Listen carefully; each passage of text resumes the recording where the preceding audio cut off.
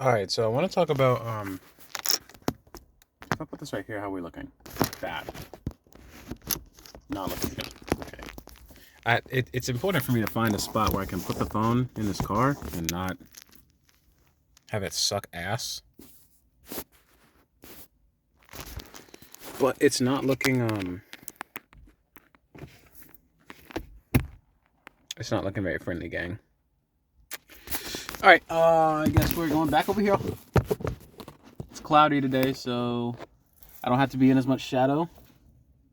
Um, oh yeah. I want to talk about. Oh, look at that! Lied my ass off immediately. Like if I block it, maybe I should just like pull that up. Really, it's uncomfortable and ineffective.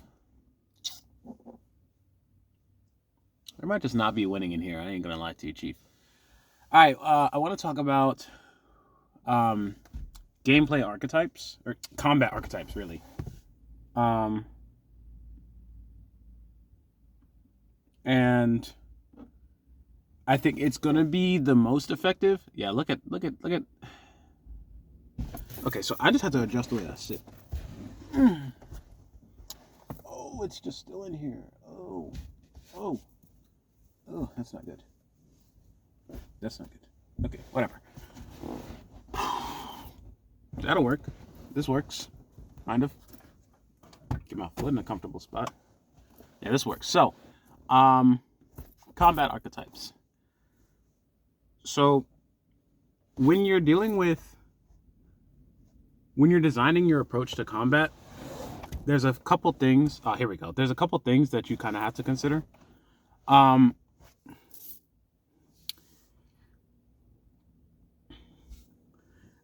it would be foolish of me to try to just list off archetypes. Oh, check the nails, by the way.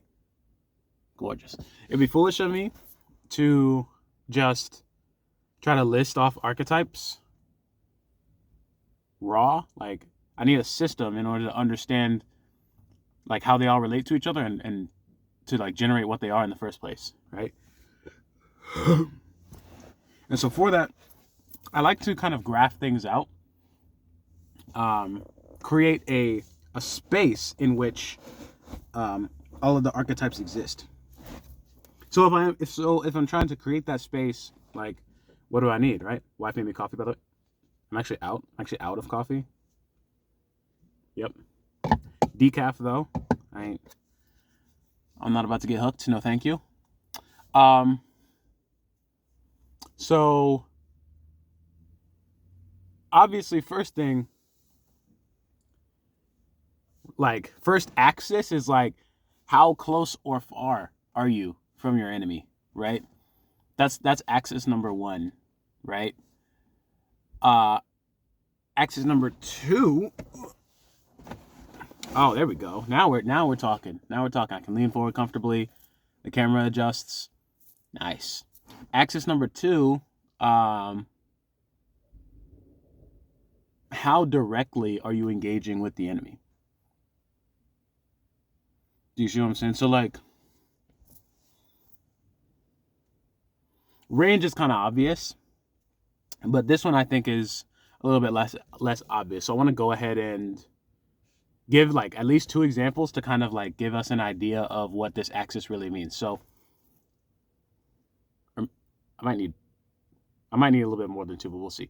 So what does it look like when someone is far away and has a high amount of direct engagement to the enemy? That's a sniper. That's just a sniper class. Okay. If someone is up close and has a high amount of direct interaction with the enemy, that's a brawler, right? If someone is up close and has a low amount of interaction with the enemy, what does that look like? Might be your demolitions person. Like, I am thinking of Junkrat in Overwatch, like interacting mainly with the environment and with your own mind. Like, you're not really necessarily specifically worried about hitting your opponent or what they're doing. You're worried about how you can interact with the environment, right? What does it look like when someone is far away and has a low amount of direct engagement with the enemy, but they're in combat, right? What does that look like? I'm immediately thinking like Hexer, like uh like debuffs, like making things hard for your enemies. I'm thinking your support classes are like your healers, buffers are probably in this kind of area.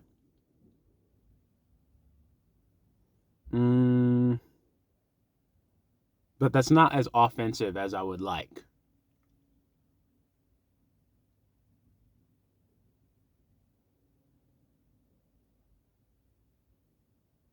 Low amounts of direct engagement with the enemy and high range.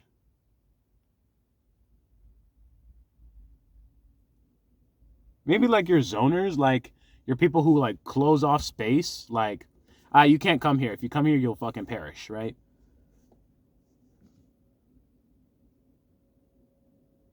Setting up the environment to like your trappers. Trappers. There we go.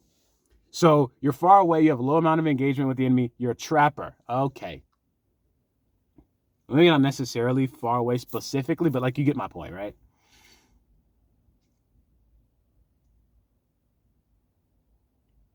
Okay, cool. And then so additionally, third axis is just like, I think, how like combative actually are you? Like you're in combat regardless, but how combative are you actually?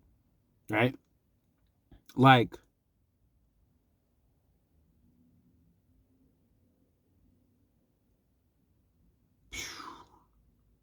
I feel like if the game that I'm making is a solo experience, I feel like the support class is probably going to be the hardest to make because then I have to create a robust team for you to support. Do you see what I'm saying? Um,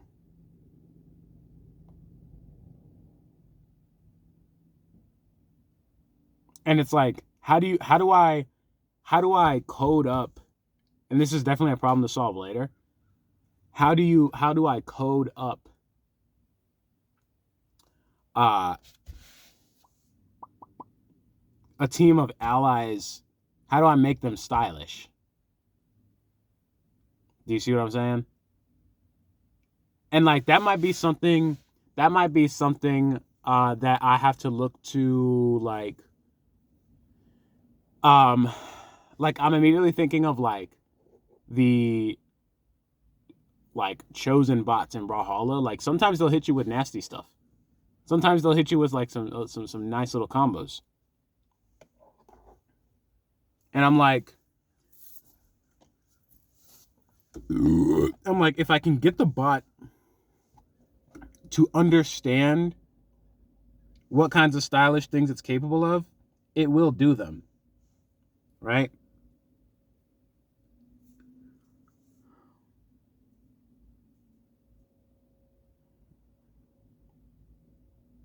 So I think it would be about in terms of creating that I want to see myself. In terms of creating that kind of uh style, I think it would really be about like how do I represent to your machine allies the like field of possibilities that they exist within? How do I modify that for the buffs and whatever that you're giving to them? Do you see what I'm saying? Um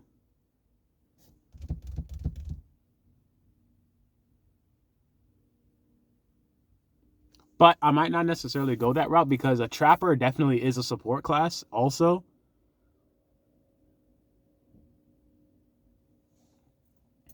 And so it really might just be about figuring out the coolest ways you can put your enemies in unwinnable scenarios. You see what I'm saying? Um, and that's the high combat, high range, low direct engagement like archetype, right? And so like the reason I wanted to kind of develop these 3 axes is because it really gives me like it really does give you a space to work within. Like it's the same kind of thing. I'm gonna do a real quick gender tangent. It's the same kind of thing as the way that I understand gender. It's like you've got the masculine feminine axis. You've got the how important is it to you axis, and you've got the how much do you change axis, right?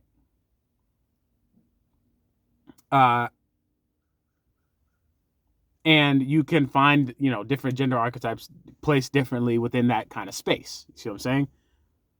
Right? For example, you can have someone who's feminine. It means a lot to them, but they change like very regularly. Like they oscillate between whether they're expressing masculinity or femininity very regularly. However, they clearly lean towards the femininity more often. You see what I'm saying? Or they like express their femininity more loudly when they're in that mode, but they still oscillate. But it's also important to them, right? And you could have, you get my point, right? You can create this archetypal space. So in terms of like scope, like I think that the game that I want to make is going to be probably going to be very susceptible to like scope creep.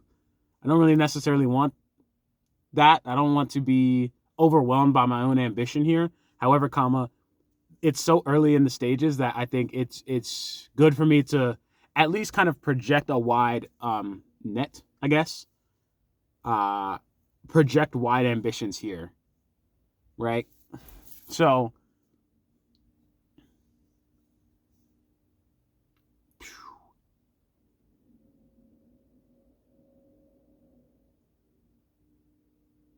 I guess like each axis gives you 2 kind of points to work with. So close range, far range, low direct engagement.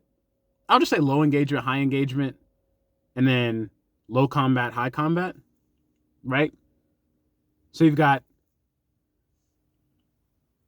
6 potential like parameters. So you can have, that's kind of a lot of permutations. It's fine.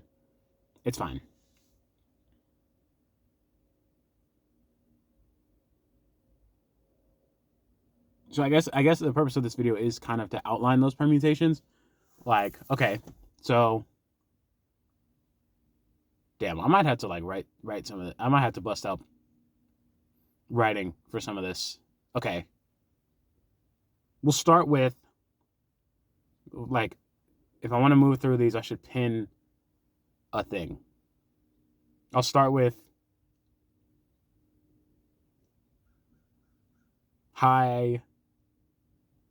pinning high combat because I think that'll be the easiest to start with. Let's go. So, high combat, we've got close range, far range, high combat. We've got low engagement, high engagement, high combat. So, close range, high combat, high engagement, brawler. Close range, high combat, low engagement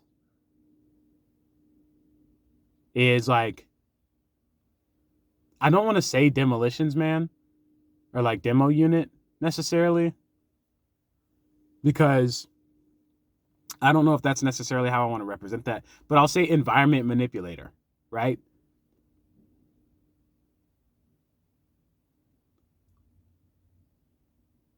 Like, it's not so much about setting the traps. It's about like springing the traps. Like the environment around you is already naturally full of traps. It's already naturally full of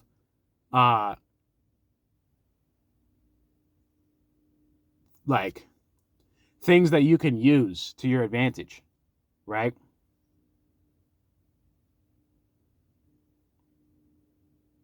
I'm getting the sense that the close range, high combat, low engagement archetype is kind of like pixie-ish in the sense of like people will be chasing you and trying to catch you, and you're going to be like getting them fucked up in the process of doing that.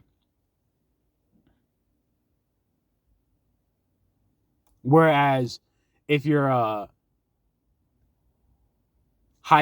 like, oh fuck. Okay, maybe I don't need. I'm designing them all for combat, so maybe I should just roll with the 2 axes and call it there. Okay, I'll start with that. So we've got close range, far range, low engagement, high engagement. We've got the brawler. That's close range, high engagement. Close range, low engagement. Like close range, low engagement. We'll say active trapper.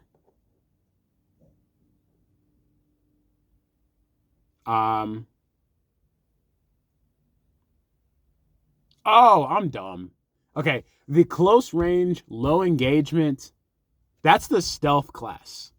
The close range, low engagement combat option is your stealth option. And the long range, low engagement option, that's your trapper. Okay, we're there. We're there. We made it. We got it. Okay. Fuck, I really should write this shit down. Oh well. I don't have anything to. Well, I do. I don't have the willpower to pull that out and damn it. Yes, I do. Pesky ambitions making me, man. I gotta pull out my fucking witch log now and boo. That's okay.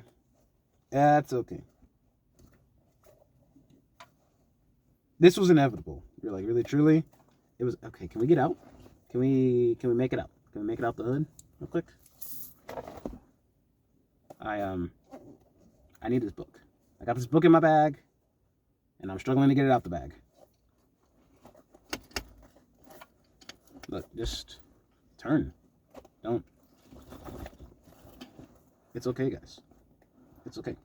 There we go. Thank you.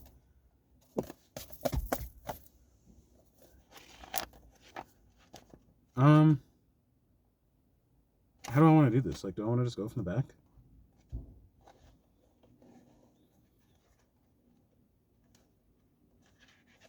Honestly, like that makes some sense. Yeah, I'll just do it right here. It's fine. And I'll just flip it over, and it'll be okay. Keep in mind, kids, if it's your journal, you can use it however the fuck you want. If you want to flip it upside down and write upside down so that you're always writing left to, like on their left page, even though you're in the second half of the shit, go ahead. You do that thing. Go ahead, do that thing. Okay, I'm gonna just pull out all the pens because I don't feel like. Okay, so range. What color do I want range to be? What color do I want engagement to be? Engagement's got to be red. I guess range is green then.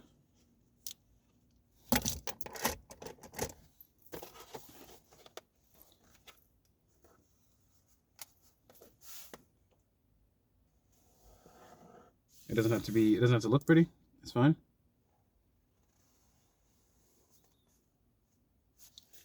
We'll say, what the fuck did I say? I said engagement was red, so range is green. Okay. Far. Close. And we'll say active versus passive for the engagement levels. So I'll say the activity axis and the distance axis.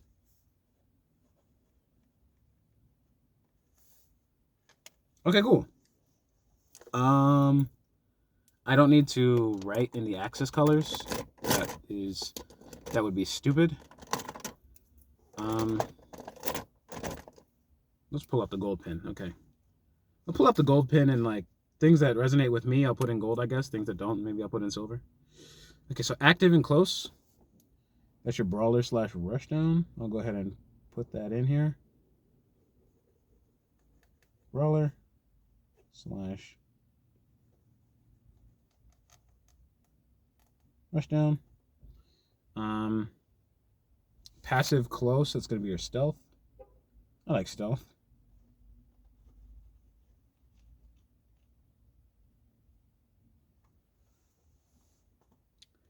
Active far, that's going to be your sniper.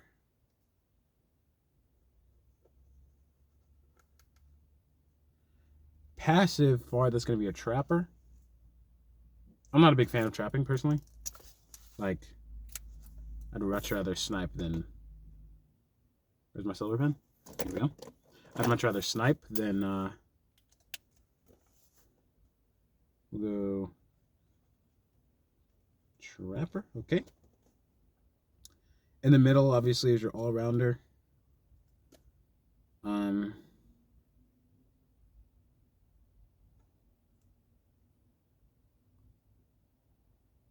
Do I want to be the all-rounder? Like, is that something that really resonates with me? Honestly, nah. I think I'm much more of a specialist type. Rounder.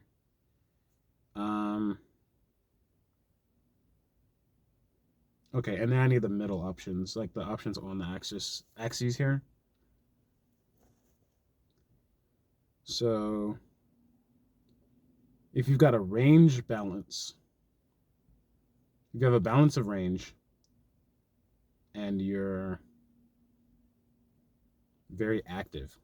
So you're active at both long range and close range. What does that look like? Active at long range and close range. And like medium range, right?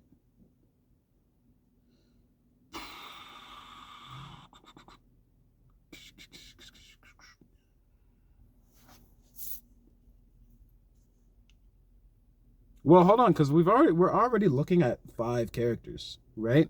Trapper, sniper, all-rounder, stealth, brawler. Like, that's 5 characters right there.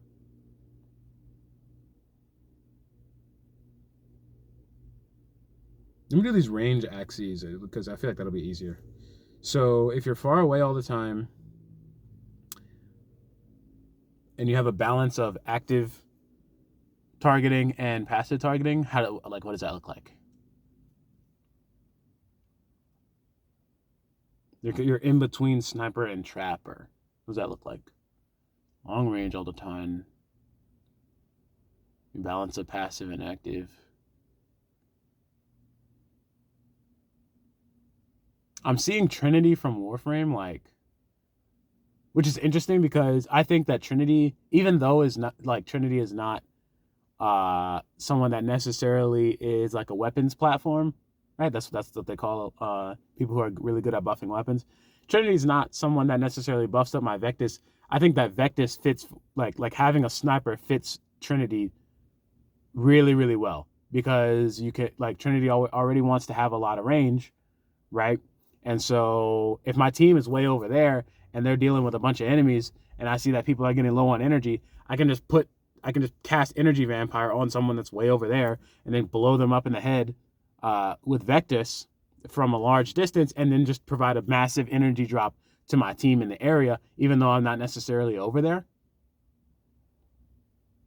And then up close, I got the fully automatic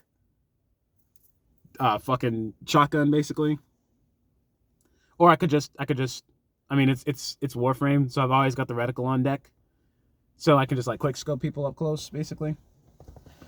If I wanted to do that also. So yeah, long range, balance of active and passive style. I think that's going to be your support class. So I'll go ahead and put that down.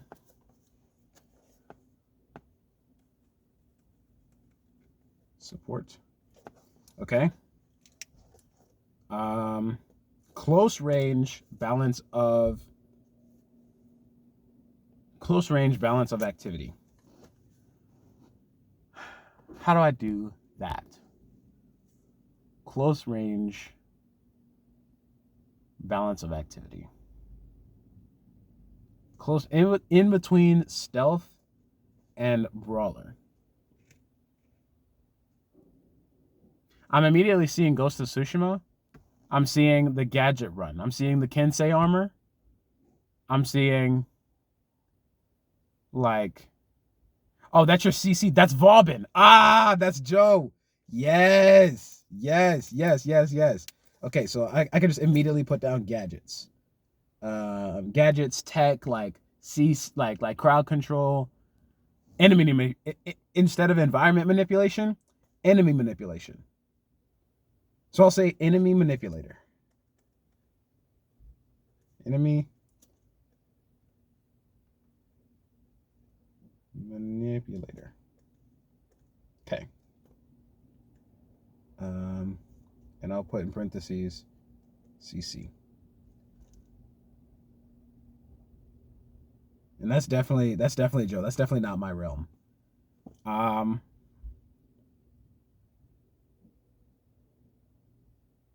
Anything else? What are we looking at? In between, because I feel like I could put something else here. Just like your tactical. Oh yeah, I'll just put that as well. Tactical / enemy manipulator. Okay, cool. Okay, cool.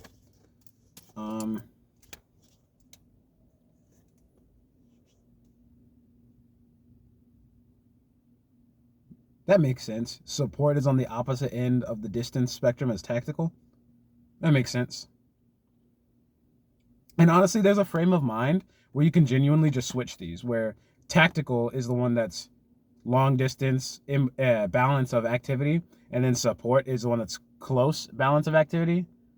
That there's definitely like these can definitely be swapped up if it kind of shakes out that way. But I think genuinely a different person would have to make the game in order for that to happen. Oh, right. So active style, balance of distance in between a sniper and a brawler.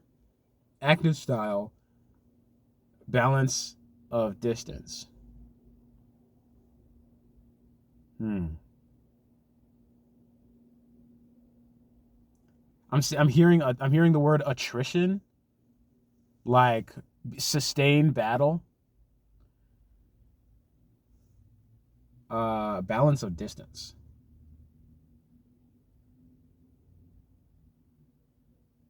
But they stay active.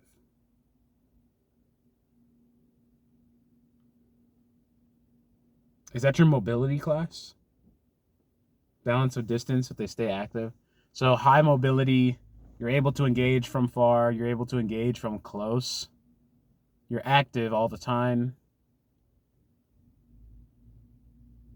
You're always generating value.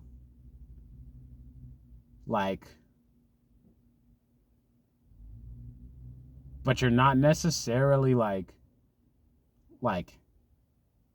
generating, like you're not necessarily going to be like the solo difference maker if you're always active. That means you're always putting in work, you're always working. And so like the more that you're working, the less you can specialize, the less you can focus on generating a very specific difference in this given area. It's like your manager, right? You stay active, but you have a balance of your distances. That's going to be like your combat manager. So what does that look like? Like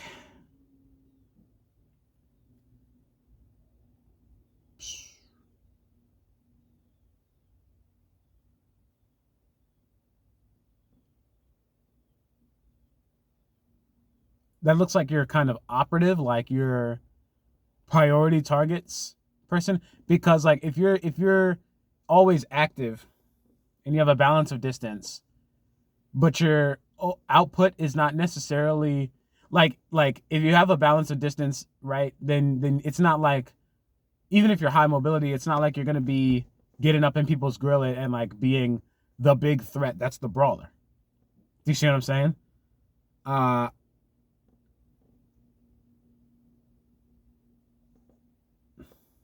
Assassin? That makes sense. Like assassin class, like you have tools to take out people from a distance. You have tools to take out people from up close. If you think about any kind of like good assassin story or like good spy story or like I'll keep it assassin story. Like, you know, any good assassin has to be capable of taking someone out from afar and taking them out from up close, because sometimes, like, sometimes you're not able to do it up close because it would be too dangerous. The risk of exposure is too high. You got to go from far. Sometimes you can't take them out from afar because, like, it would be too messy or something. So it's about being able to understand the battlefield and prioritize targets.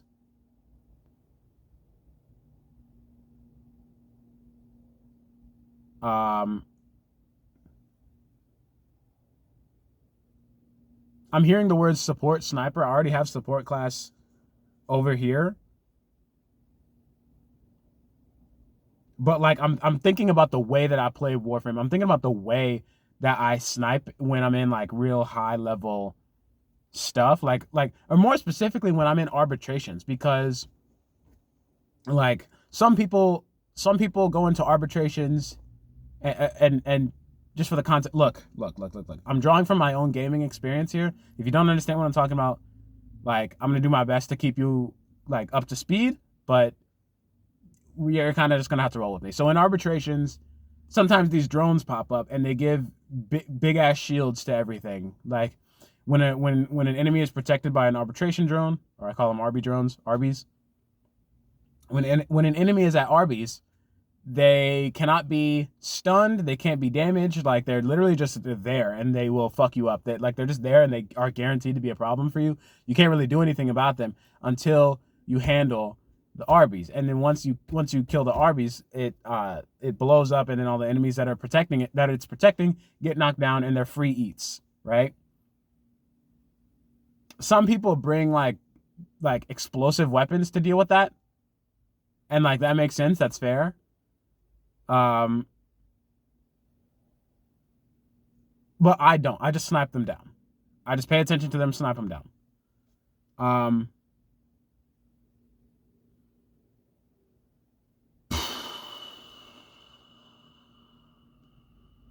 So I'm thinking of that kind of like priority engagement. So really it's going to be your like priority handler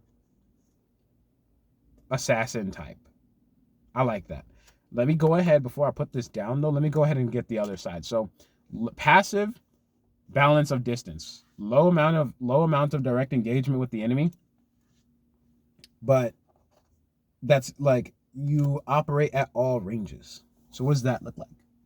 Low amount of direct engagement with the enemy, but you're in combat at all ranges.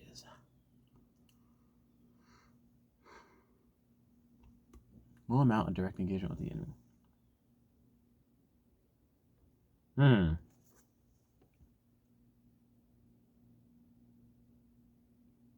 Active. I'm hearing the word sabotage. You're in between stealth. You're in between like, this is interesting. You're in between stealth thing, like being a stealth guy and being a trapper. You don't really like want to be necessarily like, you don't want people like necessarily looking at you and focusing on you in this role. But at the same time, like, you're still trying to generate value, like all across the battlefield.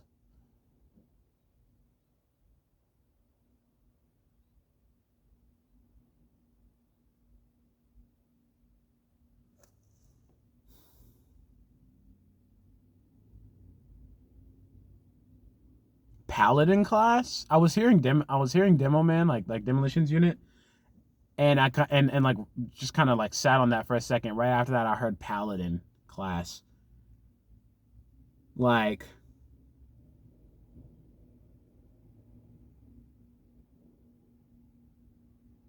this is interesting to think about. Okay, so like, how would a Paladin class be represented in this kind of environment?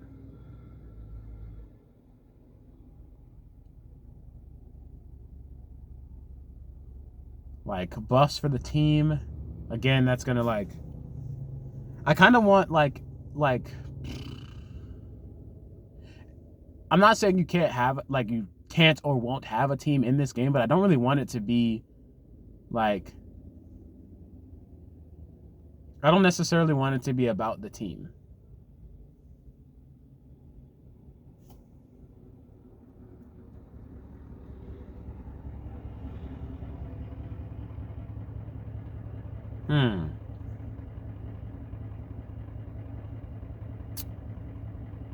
I'm thinking, okay, you're not trying to directly engage with the enemy.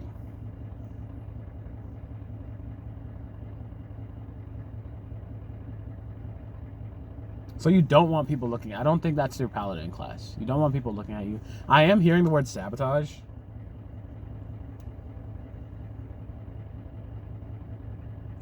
Sabotage does make sense to be in between Trapper and Stealth here.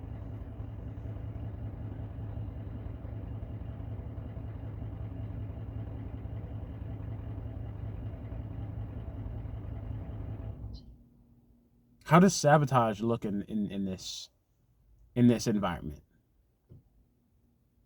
Debuffing your enemies, like, you want to set them up to fail before you ever have to engage with them. You want to be well studied on your enemy.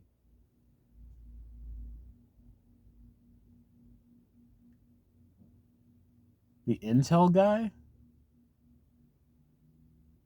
The scout, perhaps? Scout, sabotage, intel.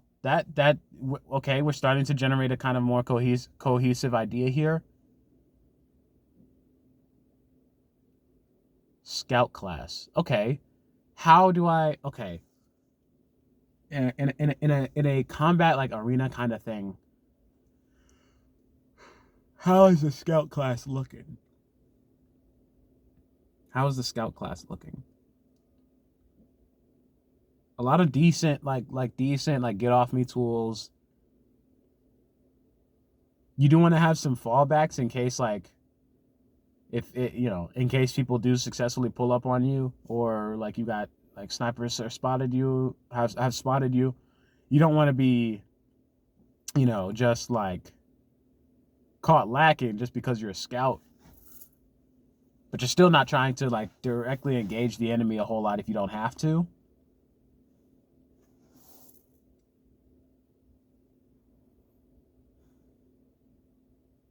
Scout looking for weak spots. Looking for weak spots. Looking to create favorable conditions.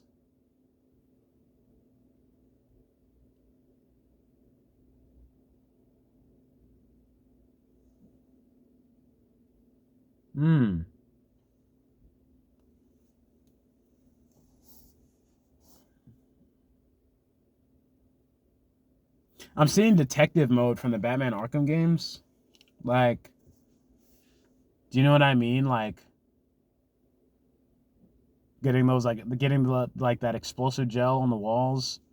Like, creating these kinds of favorable situations without necessarily directly engaging with your enemy here. Also gathering information, like, do I have it? So environment manipulator. That's something that I also felt like would go here. So environment manipulation, scouting, conditions. Like you're a conditions specialist. So environmental manipulation, information, like debuffs, statuses.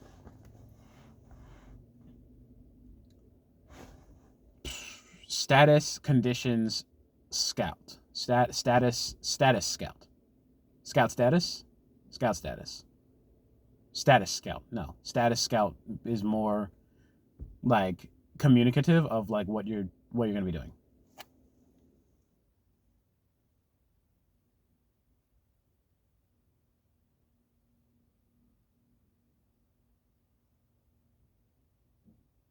Poisons, that's going to be in this realm here. Like damage over time. Yeah, okay. Status scout. And that's definitely not my kind of thing. Like I definitely like to be more active. I want to just like blow you up. So, okay. Status scout. And then what the fuck did I say for the assassin operative?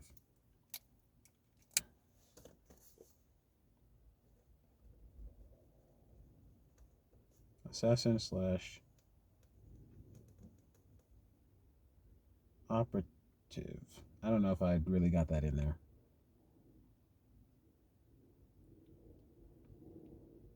Okay, cool. You're probably not going to be able to read this super well. I'm not even going to lie to you.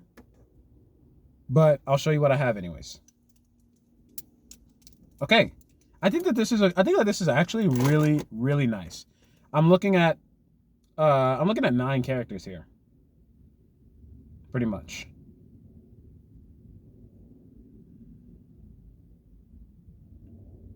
I think 9's I think that's actually a really solid amount of characters to like kind of represent a lot of different kinds of players. I think I'm actually really proud of this. Okay.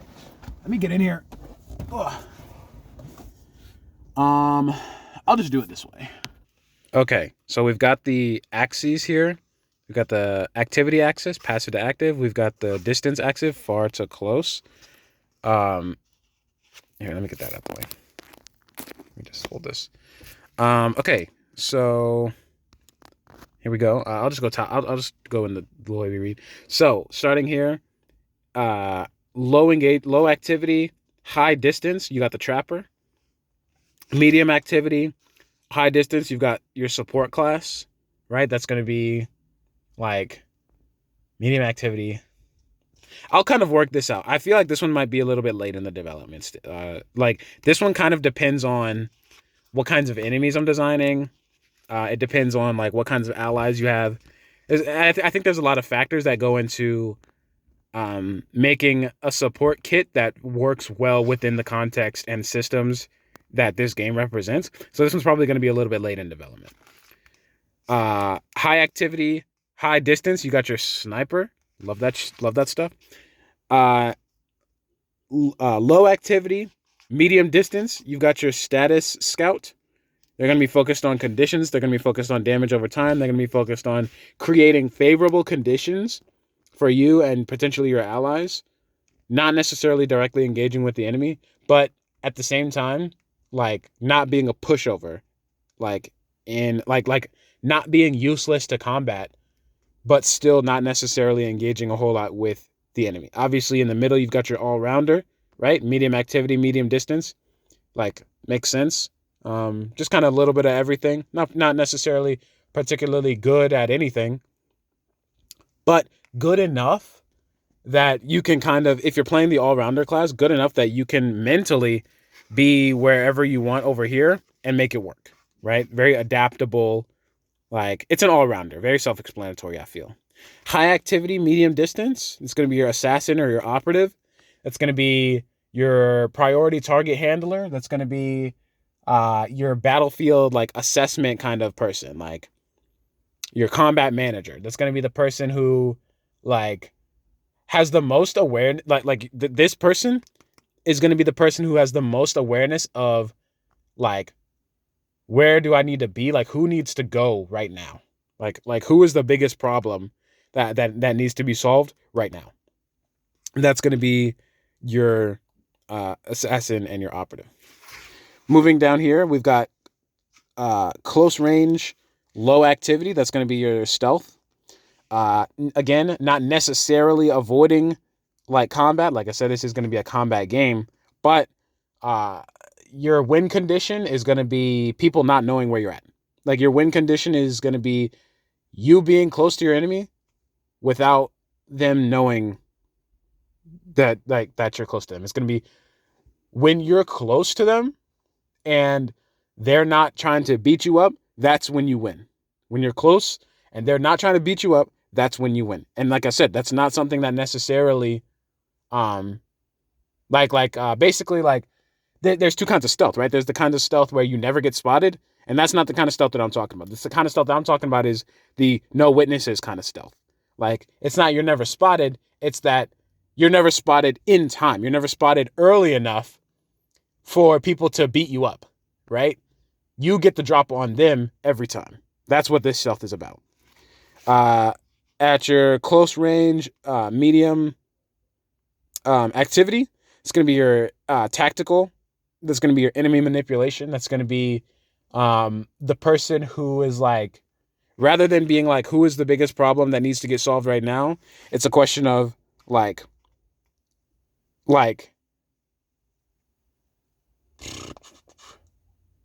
it's a question of like,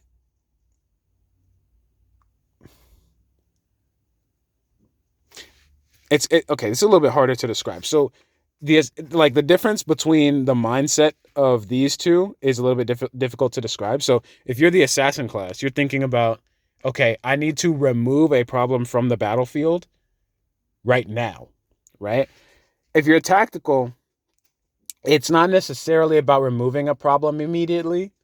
It's about like managing the problem. It's about like, imagine you've got like gauges, right? Like you've got a bunch of different like valves that you need to manage, right? It's like you're creating favorable conditions for yourself by it's like you're the compartmentalization specialist right here, right? Whereas right here, you're not really compartmentalizing anything. You're just like, you're laser focused on, okay, this is the most important problem. Boom, handled. Okay, now this is the most important problem. Boom, I'm on that. Okay, now this is you see what I'm saying? But over here, you're like, I got a bunch of shit on my hands.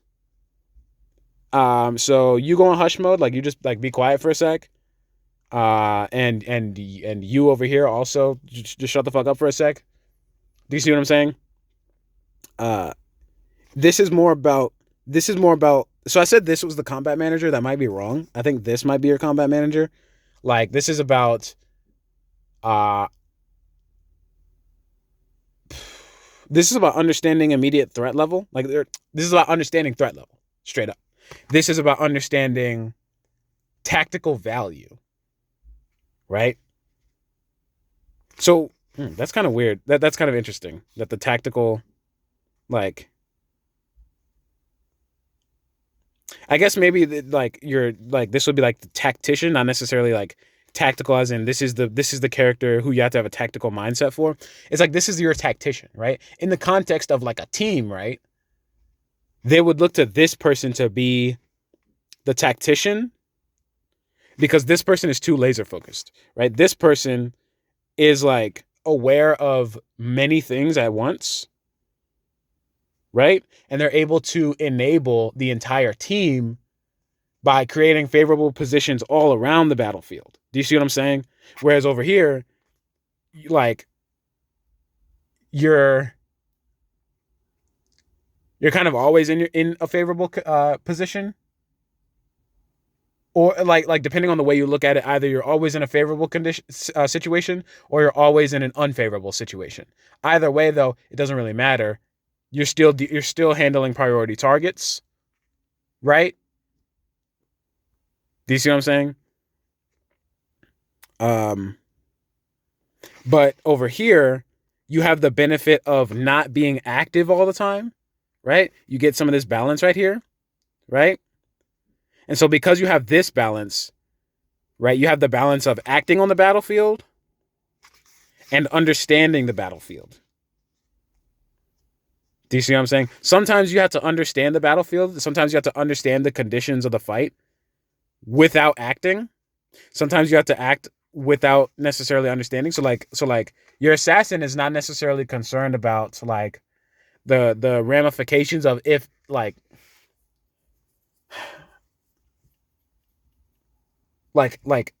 your assassin is not necessarily worried about how bad is it if this person is alive. They're more so focused on how good is it if this person is dead, right? That's why they're active all the time.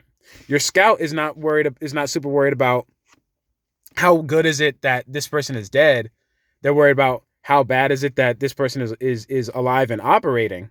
Do you see what I'm saying? And that's why they're focused on like debuffs. That's why they have damage over time instead of burst damage, right? And then your tactical, your enemy manipulator, they're going to be in between that. You see what I'm saying? All right, and then close range active. That's your brawler. That's your rushdown. I think that's pretty self-explanatory. Your berserker kind of thing. Yeah. So this probably represents the characters that I'm going to be working with. There's probably just going to be 9 of them. Maybe I'll do an alternative for the all-rounder is like the glass cannon, right? So instead of being like all right at all of these, maybe there's another class that's like excellent at all of these, but like you got to be highly skillful or something, right? I think that could just be fun. And considering I don't have a third axis here, this that might be the kind of like substitute for having a third axis here. And then that brings me to a nice even 10 characters. Yeah, so I'll go ahead and put this down. It's going to say glass cannon in gold here. Well, I guess I can just write it and then show you. Here, let me just go ahead and do that. All right, so we're looking at 10 let me get out of my way.